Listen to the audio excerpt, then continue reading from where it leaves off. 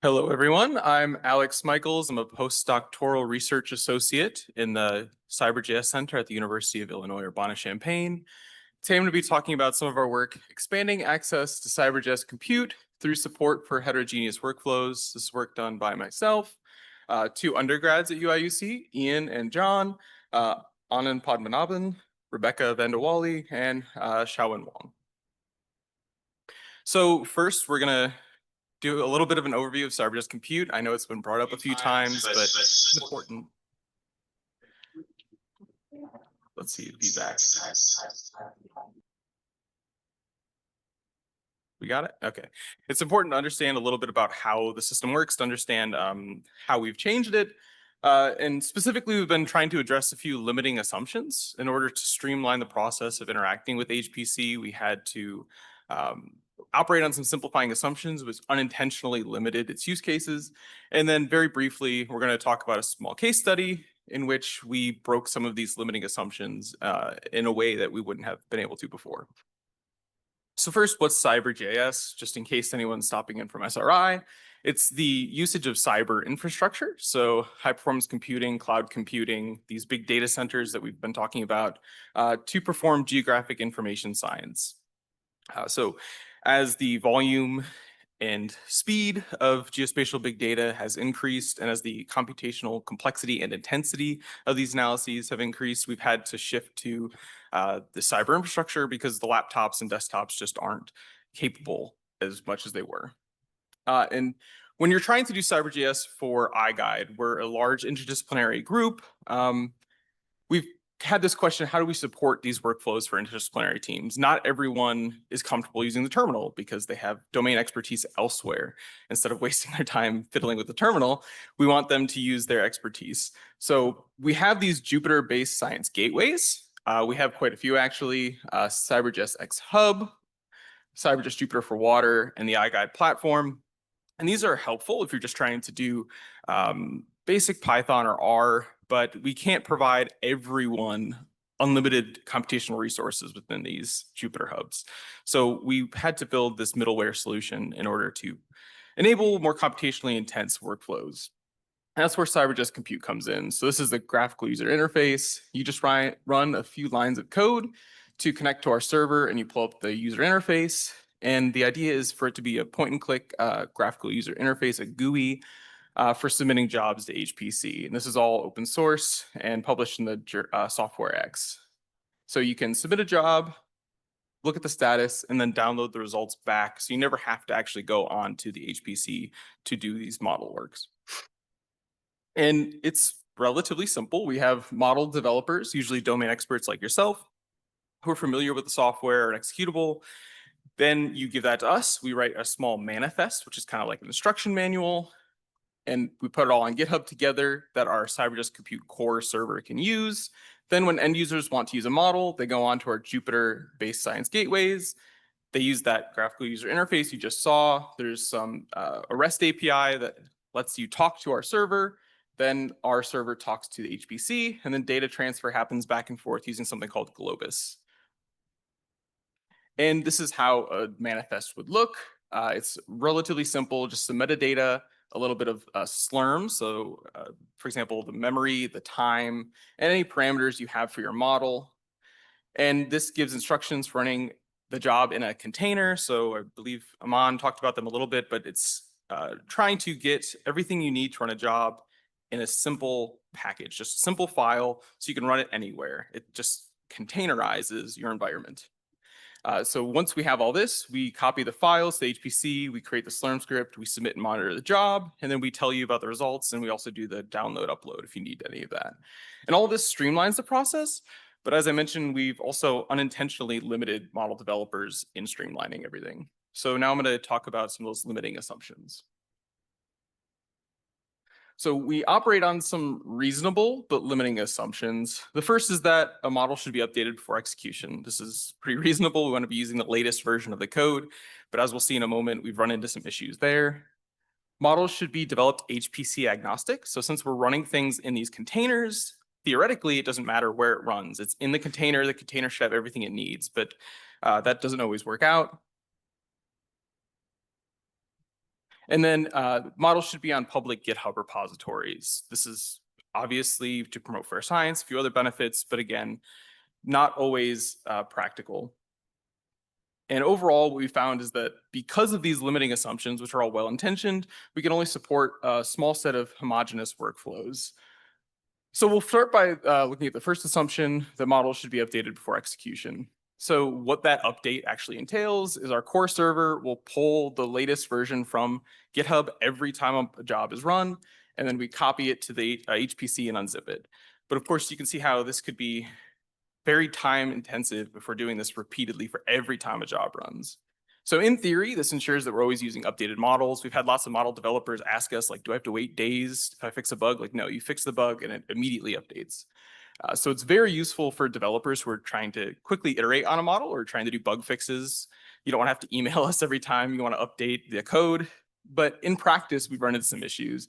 This is really time intensive for large models. If you have a lot of files on GitHub or a data set that you're trying to zip back and forth, but also if you're running a large number of similar jobs, like you're running a parameter suite, or for example, you're running a workflow for every aging dam in the US, we're doing all these copies when we could have just done one.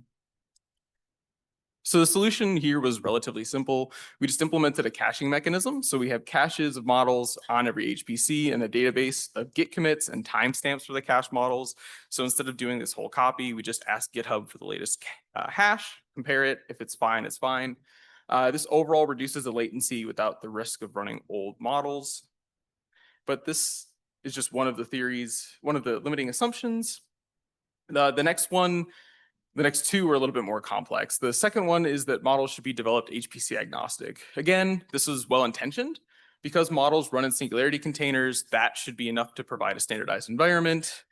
Ideally, our job should work on all of our HPC. So we can support Anvil, bridges, but if, for example, Anvil goes down, you can just switch to bridges. It should be seamless. It also increases the portability of jobs outside of CyberGIS-Compute. Ideally, we're not trying to build a walled garden. You should be able to take the code from GitHub and run it yourself. You shouldn't be dependent on us. But in practice, jobs may require large data sets that we can't practically copy on every HPC. We don't want to waste terabytes duplicating storage.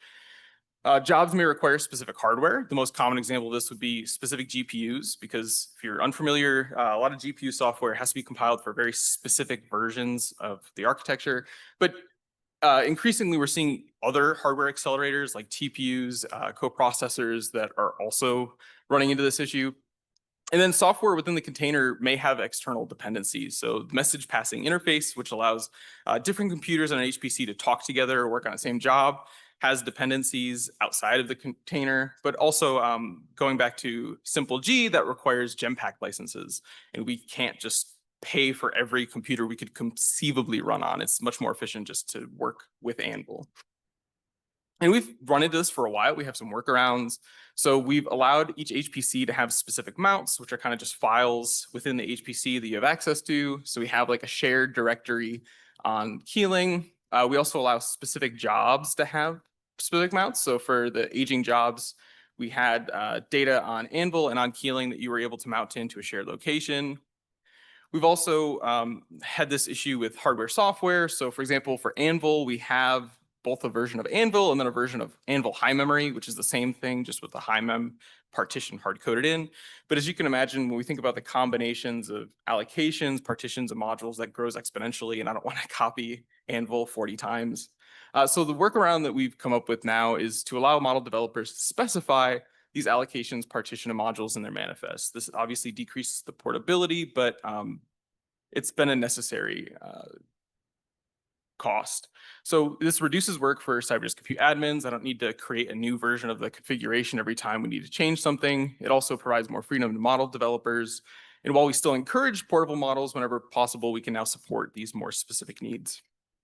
And then lastly, models should be on public GitHub repositories. It's pretty obvious why we'd want this. Promote fair science, findable, accessible, interoperable, reusable, create more trustworthy and transparent results. I'm not just clicking a button and getting a result and hoping that something in between was magic to give me those results. And also to encourage innovation. We want people to be able to see these models so that they can tweak them, they can make their own models.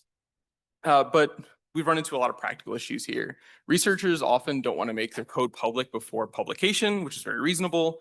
And then if you've gone through peer review, often after peer review, you don't know what to think about the paper, let alone set up a whole new model for it.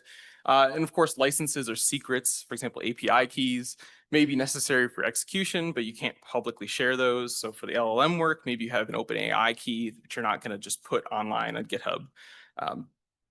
So we have been brainstorming about this one for a while. We've come up with a few approaches. You can bake the software into the container. So when you build that Singularity container, you can make sure those keys, those secrets, the software is already there. And that way it's not publicly available online. You can mount the software from the HPC. So you're just basically copying those files, not really, but and then the one that we spent the most time on was just trying to rework CyberGIS-Compute to work with private GitHub repositories, but that was a bit more complex than we imagined. But when we actually worked with model developers who had this requirement, we found that the first two solutions have met the needs of model developers without any code changes to our code base. So that's the one we've been working with going forward. So very briefly, just show you how this is enabling new workflows. Dr. Vandewalle just defended, and she has a computationally intensive ABM framework, which you can see running here for evacuation modeling. But of course, it wouldn't work with CyberGIS-Compute because the paper is still under review, so the code's private. But the code is also written in C++ with MPI, so requires that we have compatible versions of MPI in the HPC to work with. So the solution we came up with, we have the manifest, so this instruction manual still available on a private GitHub, a public GitHub repository.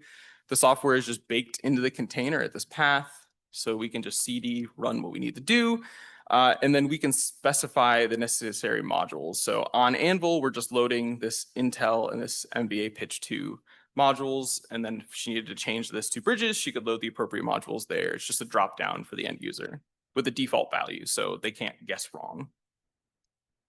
So to summarize, CyberGIS-Compute is a powerful tool for democratizing access to HPC, and by loosening some of these assumptions about models, we can now support a more heterogeneous support set of workflows. So if originally you were worried about your code being public or you have some very specific needs, we can now support that.